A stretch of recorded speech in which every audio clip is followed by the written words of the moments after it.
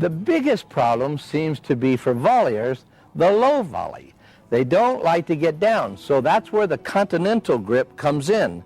The continental grip is a little bit more on top, and when you're getting a low ball, the racket is already tilted under. So people who play with a continental grip like this because they don't have to bend.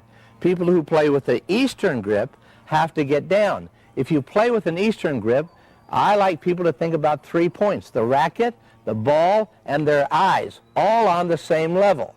Now you know what bevel you have to have. I don't feel comfortable with volleyers feeling the angle that they have to have for the ball to go in the correct direction and correct elevation. So I like people to get down: racket, ball, eyes on the same level. Now when you get a low ball, I think it's important for people to understand that the ball only has to go back at the same angle from which it arrives.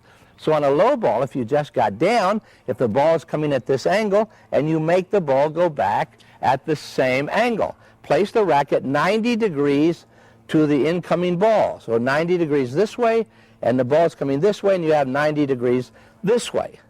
So now set it down, come from the shoulder, and push it right back. People say, yes, but you might hit it long. You may hit any low volley long. If you do this, you may hit it long. The key thing on a low volley is not to try to push people around. On a low volley, you want depth, so you can get back in position, get your 2 steps so you don't get caught on a low volley. People say, well, then why even take a low volley? The answer is, when you're playing this game and you serve and attack, your opponent's job is to hit low volleys, to hit at your feet, so that you have to hit from a low volleying position. That's where most of the errors are made. Once you learn how to hit a low volley, I don't think you're ever afraid to go to the net again. But if you watch carefully, they come from the shoulder, not from the forearm.